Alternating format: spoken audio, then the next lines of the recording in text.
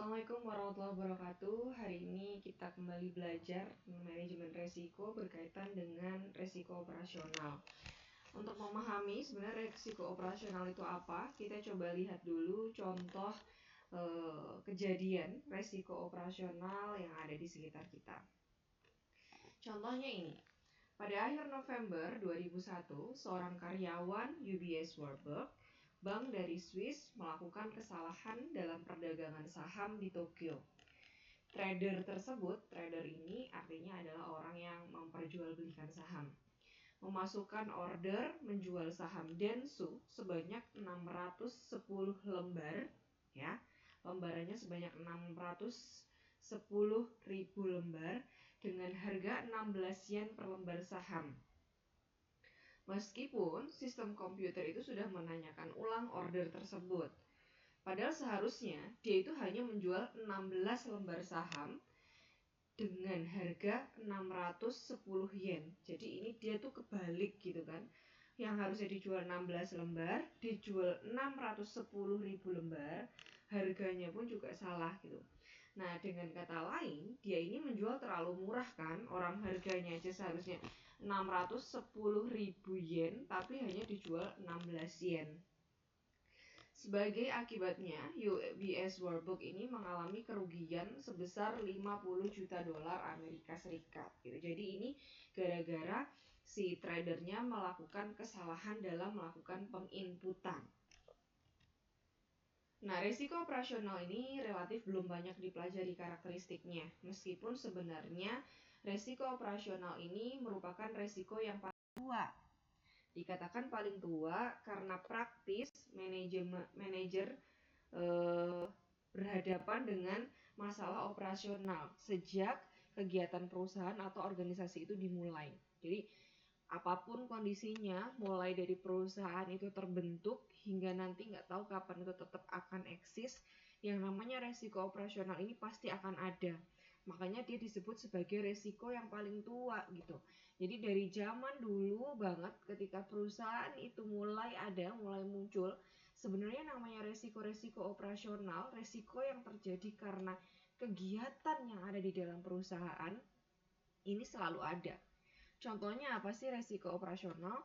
Contohnya banyak. Pemasangan peralatan yang salah gitu kan, dalam menyusun gaji terus kemudian ada kesalahan, pengawasan karyawan yang kurang, pengawasan kegiatan produksi gitu. Tetapi karakteristik resiko operasional ini belum dipelajari semaju resiko-resiko yang lain. Kalau resiko-resiko yang lain tuh udah ada hitungan yang matang gitu kan, tapi kalau resiko operasional ini pengukurannya belum sebaik dan semaju resiko yang lainnya. Karena resiko operasional ini kalau misalkan saya amati ya dan saya cermati, merupakan suatu resiko yang sangat berkembang gitu. Maksudnya nggak selalu itu terus yang dihadapi. Contohnya ketika wabah COVID-19 ini, tentu setiap karyawan yang ada di perusahaan dihadapkan dengan resiko paparan virus COVID-19 gitu kan. Nah, makanya di dalam aktivitas bekerja dan lain-lain ini membutuhkan suatu antisipasi resiko operasional. Karena bagaimanapun juga orang itu tetap harus bekerja, menjalankan tugasnya, ya kan, berinteraksi dengan orang lain, harus berganti kontak, ya kan, kontaknya nggak hanya dengan satu orang tapi juga dengan banyak orang. Maka tentu ini akan ada resiko-resiko operasional gitu kan, akibat dari kegiatan yang berlangsung di dalam proses operasi perusahaan gitu, ataupun di dalam proses kegiatan yang ada di dalam instansi. Jadi resiko operasional ini tidak hanya untuk perusahaan tapi juga untuk instansi. Nah, definisi resiko operasional menurut Basel II, yaitu lembaga yang mengatur perbankan internasional, itu didefinisikan sebagai resiko yang timbul karena kegagalan dari proses internal manusia, sistem, atau dari kejadian eksternal gitu. Jadi ini adalah resiko yang munculnya dari macam-macam. Bisa dari internal perusahaan, dari manusia, dari sistem yang salah di dalam penerapan, maupun kejadian eksternal. Kejadian eksternal contohnya apa ya, kayak wabah gitu kan, wabah yang terjadi di seluruh dunia, kemudian menghambat berbagai macam kegiatan operasi perusahaan gitu, kegiatan aktivitas instansi dan lain sebagainya. Nah, kegagalan proses internal. Resiko kegagalan proses internal ini merupakan resiko yang berkaitan dengan kegagalan proses atau prosedur internal organisasi. Contohnya apa? Yang pertama, resiko yang diakibatkan kurang lengkapnya dokumentasi atau melakukan dokumentasi yang salah. Ini adalah contoh bagian dari resiko internal, maaf. Atau kesalahan transaksi tadi seperti yang sudah dijelaskan oleh UBS Warburg tadi di Bank Swiss tadi. Tradernya melakukan kesalahan input, ini disebut sebagai kegagalan proses internal. Pengawasan yang kurang memadai, nah ini juga bagian dari resiko proses internal. Dan pelaporan yang kurang memadai sehingga kepatuhan terhadap peraturan internal dan eksternal ini tidak terpenuhi. Ini adalah contoh-contoh resiko yang berkaitan dengan kegagalan proses atau prosedur internal organisasi. Nah, ada juga namanya resiko kegagalan mengelola manusia. Contohnya seperti apa? Kecelakaan kerja gitu ya, khususnya kecelakaan kerja karena kecerobohan atau kurangnya pengalaman dari karyawan. Ini adalah contoh resiko kegagalan mengelola manusia.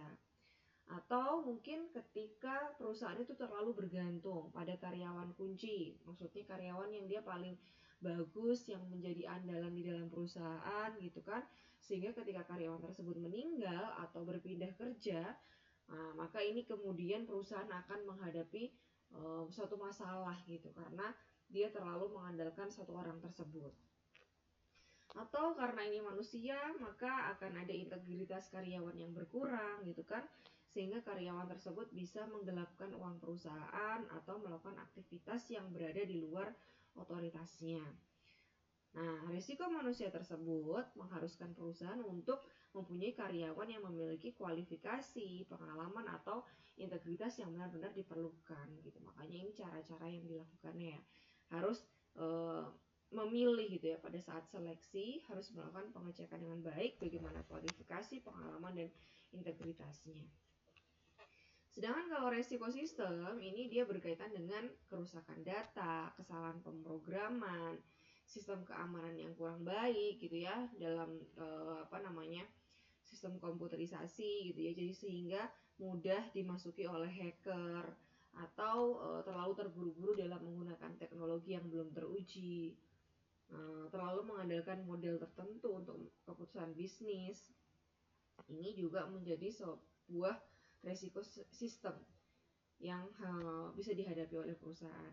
Sedangkan kalau berbicara tentang resiko eksternal, ini biasanya berkaitan dengan kejadian yang bersumber dari luar organisasi dan di luar pengendalian organisasi. Jadi kejadian semacam itu biasanya jarang terjadi, tapi sebenarnya dia akan memiliki dampak yang cukup besar gitu. Frekuensinya rendah. Kenapa disebut frekuensinya rendah? Karena kejadiannya jarang. Saya tadi bilang apa? Wabah gitu ya. Ini kan juga merupakan serangan ya, serangan penyakit dalam 100 tahun gitu, mungkin frekuensinya bisa jadi hanya sekali ya kan. Jadi ini disebut sebagai frekuensi yang rendah tapi memiliki severity. Severity ini kayak impact-nya gitu loh. Dampak kerasnya impact terhadap suatu perusahaan, suatu instansi ini sangat tinggi. Contohnya apa? Contohnya kayak perampokan, serangan teroris, bencana alam, gitu kan, penyakit gitu. Itu disebut sebagai resiko eksternal. Jadi gitu ya, bisa dipahami ya. Jadi ini tadi definisinya, ada proses internal, tadi sudah dikasih contoh, manusia, sistem, dan kejadian eksternal. Ini internal, tadi sudah dijelaskan, sistem, dan eksternal. Nah, untuk melakukan pengukuran resiko operasional, ini biasanya digunakan dengan dua cara. Yang pertama adalah frekuensi atau probabilitas terjadinya resiko, dan yang kedua adalah dengan melakukan pengecekan tingkat keseriusan kerugian atau impact dari resiko tersebut. Dengan menggunakan dua dimensi tersebut, kita bisa membuat suatu matrik frekuensi atau tingkat keseriusan dari risiko-risiko yang ada, termasuk risiko operasional gitu. Nah, ini adalah salah satu contoh aplikasi metrik tersebut untuk risiko gagal bayar atau default dan kesalahan pemrosesan transaksi. Nah, pada bagian ini menunjukkan matriks dengan dimensi frekuensi di sumbu horizontal. Jadi di sini ini sumbu horizontalnya ini adalah frekuensi dan pada sumbu vertikalnya itu adalah severity. Nah, resiko ini bisa diklasifkan berdasarkan dimensi-dimensi tersebut. Sebagai contoh, resiko gagal bayar dari debitur perusahaan ini kan suatu yang jarang terjadi ya. Jadi frekuensinya ini rendah, kan ini 0 sampai angka yang semakin tinggi. Ini juga sama 0 ke angka yang semakin tinggi, tapi ini tidak dijelaskan berapa angkanya. Tapi ketika dia masih di sini, ini berarti frekuensinya tingkatnya adalah rendah. Tapi kekejaman dampaknya itu, kerasnya dampak ternyata ini termasuk tinggi. Gitu. Red risk gitu. Ini kejadiannya sering, tapi resikonya rendah. Atau yang A ini frekuensinya sangat sering, tapi dampaknya itu level sedang gitu. Kira-kira seperti itu cara melakukan pembacaannya. Makanya biasanya nanti akan dibuat suatu diagram. Nah, ini diagram strategi menghadapi risiko berdasarkan metrik severity dan frekuensi. Ini ada likelihood dan ini di sini ada signifikan.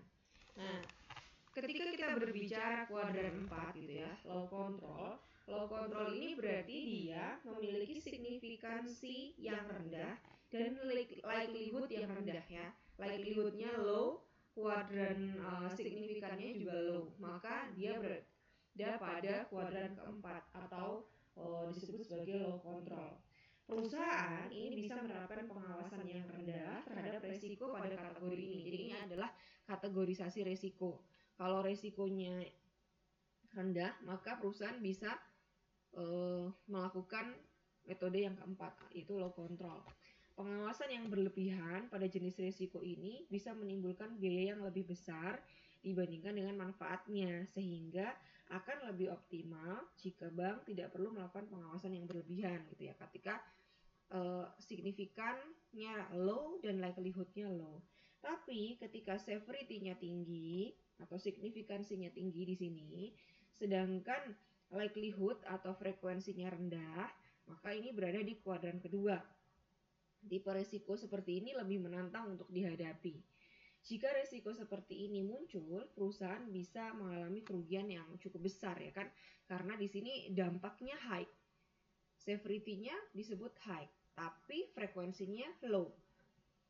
Dan barangkali ini bisa mengakibatkan kebangkrutan. Jadi di sini ini adalah suatu risiko yang sangat besar meskipun jarang terjadi, dan ini bisa menghadapi kebangkrutan. Tapi frekuensi risiko tersebut relatif jarang terjadi sehingga tidak mudah ditemui atau dikenali. Karena itu, risiko tipe ini yang paling sulit dipahami karakteristiknya dan paling sulit diprediksi kapan akan datangnya. Itu kira-kira untuk resiko kuadran 2. Nah, kalau resiko kuadran 3 gitu kan, ini ketika severity-nya adalah rendah ya, signifikan ini menggambarkan severity, severity-nya rendah tapi kejadiannya sering. Maka yang harus dilakukan adalah melakukan monitoring sesering mungkin. Tipe risiko semacam ini sering muncul, tapi besaran kerugiannya relatif kecil. Biasanya risiko semacam ini muncul sebagai akibat perusahaan menjalankan bisnisnya. Dengan kata lain, risiko semacam ini merupakan konsekuensi perusahaan akibat menjalankan suatu bisnis. Contohnya apa? Misalnya untuk supermarket, ada risiko namanya soft living atau pencurian yang dilakukan oleh nasabah atau konsumen. Pencurian yang dilakukan oleh karyawan, ya kan? Barang dagangan yang rusak karena busuk atau adanya botol yang pecah. Ini kalau misalkan kita membuat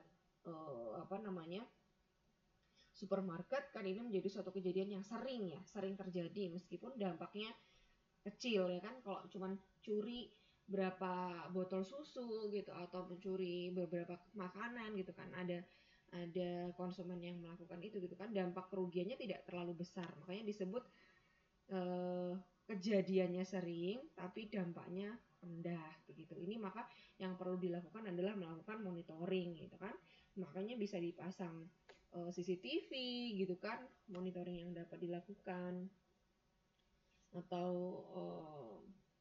mungkin ada scanner gitu. Jadi kalau misalkan ada orang yang keluar tapi belum bayar, nanti dia alatnya bisa bunyi sendiri gitu. Jadi makanya kalau risiko yang sering terjadi tapi dampaknya rendah, itu tetap harus dilakukan pencegahan dengan melakukan monitoring.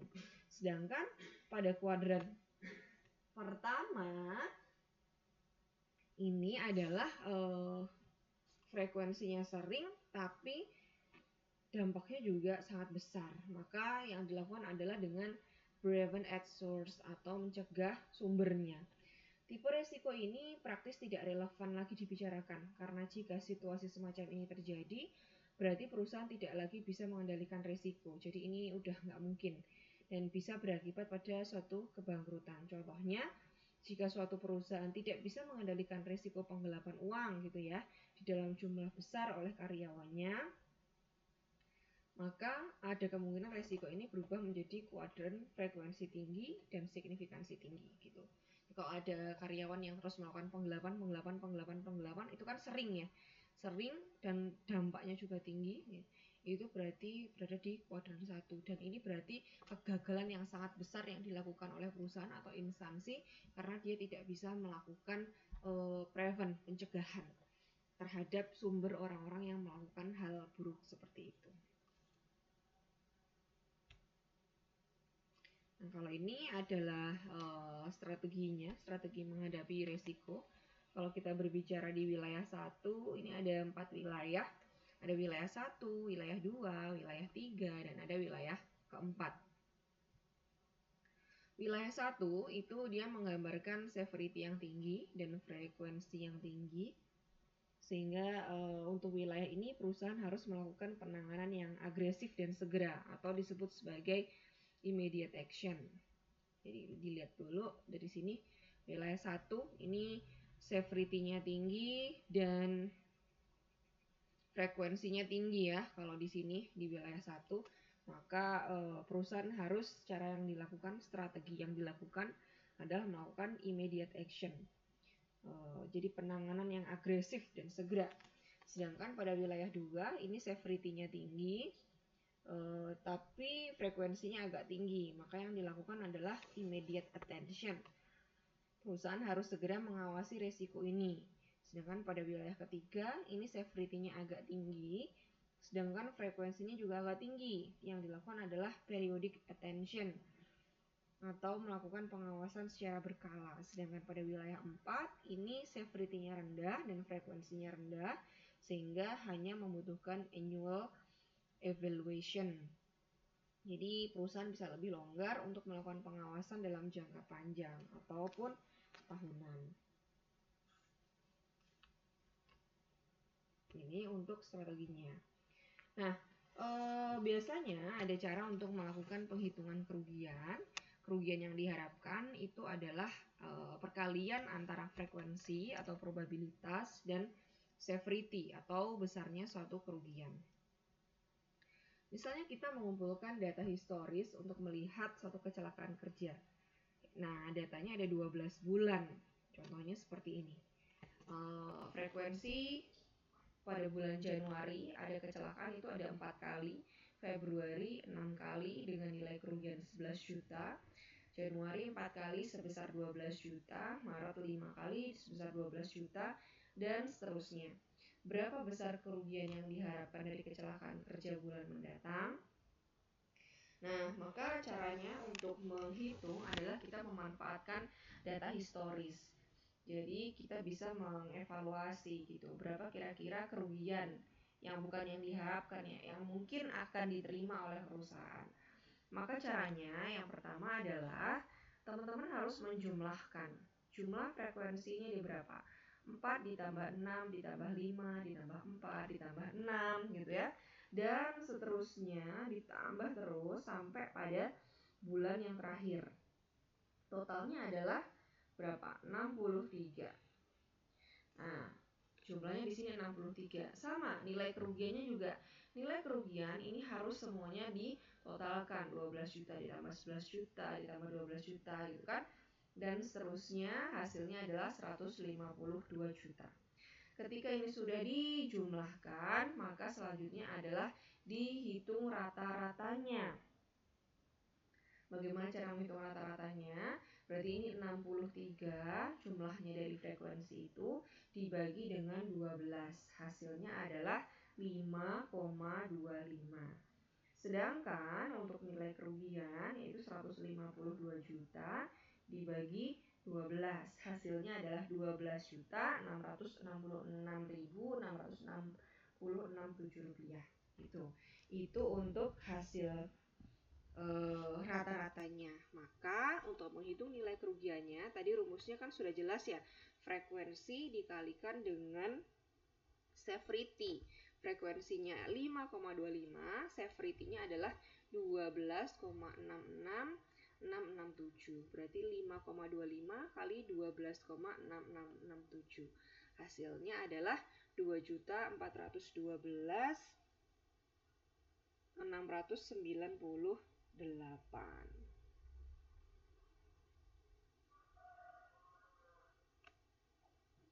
Gitu. 5 kali 2,4. 5,25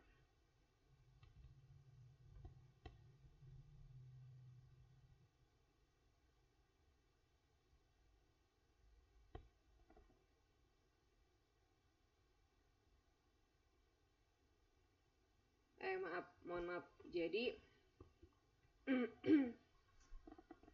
setelah kita melakukan penghitungan gitu ya dari rata-ratanya, di sini sudah di rata-rata, di bagian nilai kerugian juga sudah.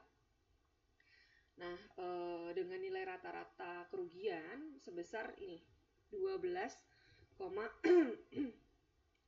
juta, atau kalau ini dibikin per bulan, ini dibagi lagi ya.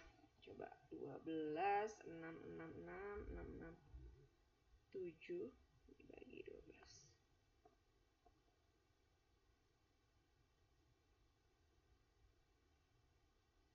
Atau ini 152 dibagi 63 juta, 63 frekuensinya.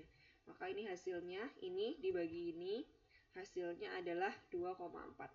Jadi rata-ratanya setiap bulan itu adalah 152 juta ini dibagi dengan 63, atau nilai kerugian rata-ratanya adalah 2,4. Kalau frekuensi kerugiannya berarti ini 5,25 dikali 2,4. Coba saya praktekkan di dalam Word biar tidak bingung.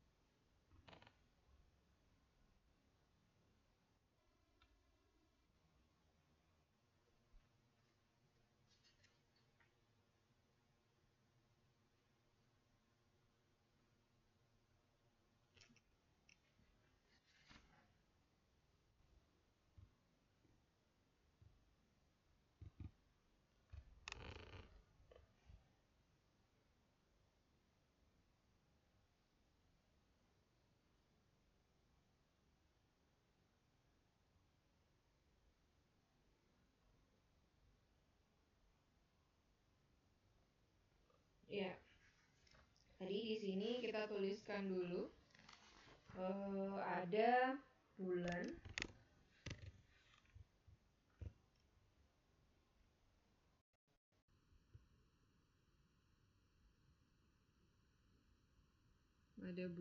ada frekuensi dan nilai kerugian.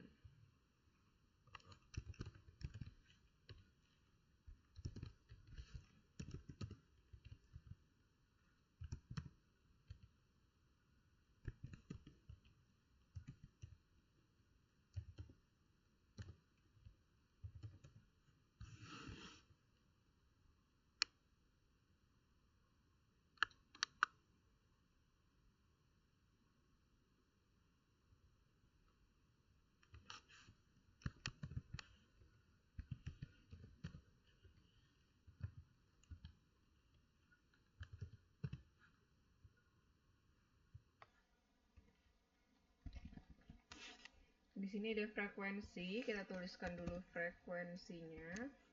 Dan di sini ada nilai kerugian.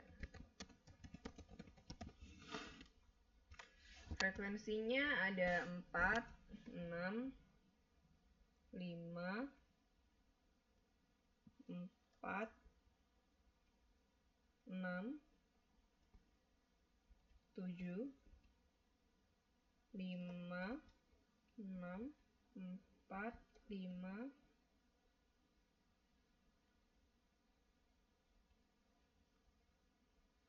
6, 5. Ini nilai kerugiannya di dalam juta ya.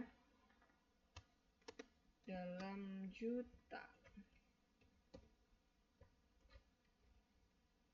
12 juta ini maksud saya. 11 juta, 12 juta, 11 juta, 15 juta, 14 juta, 13 juta, 12 juta, 13 juta, 12 juta, 14, 13. Nah, kalau sudah seperti ini, maka cara yang dilakukan adalah membuat rata-rata. Rata-rata frekuensi. Maka total frekuensi dibagi N. Nah, di sini total frekuensinya adalah 63. Didapatnya dari mana? 4 ditambah 6 ditambah 5 gitu ya. Dan seterusnya, pokoknya ngikutin ini sampai pada bulan terakhir, yaitu bulan Desember 5. Dibagi N. N-nya itu adalah jumlah bulannya. Di sini ada 12 bulan. Maka ini tinggal dibagi 12. Hasilnya adalah 63 dibagi 12 atau sama dengan 5,25. Sedangkan untuk nilai kerugian rata-rata kerugian, mohon maaf.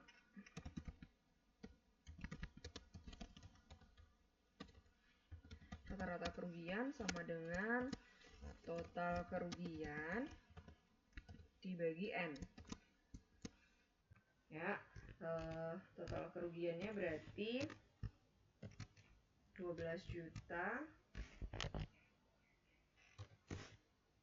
ditambah 11 juta ditambah pokoknya dan seterusnya sampai 13 juta. Ini enggak saya tulis semua ya. Lalu kita bagi 12.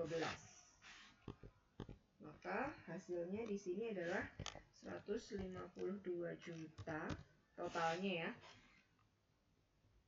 Ini saya tambah aja totalnya di sini 63, di sini 152 juta. Nah, jadi biar nggak bingung.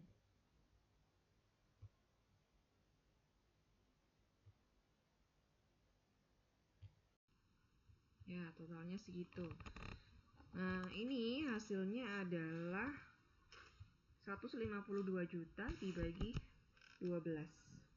Hasilnya adalah 12 juta 666 Ini untuk hasilnya.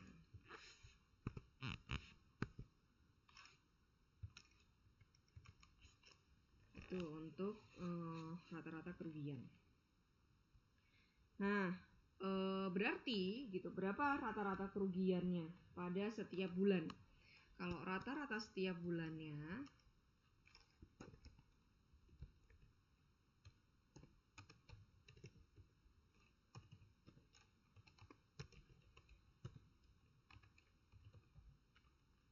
berarti sama dengan 152 juta dibagi 63.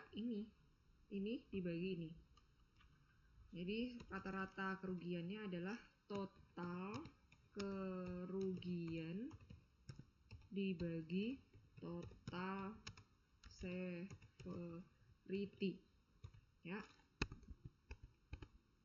Jadi sama dengan 152 juta dibagi 63. Hasilnya adalah 2 juta 412.698. Nah, maka nilai kerugian yang diharapkan gitu ya setiap tahunnya itu ini. Tinggal ngaliin aja. Nilai kerugian. Hasilnya nanti akan sama dengan ini. 5,25 dikali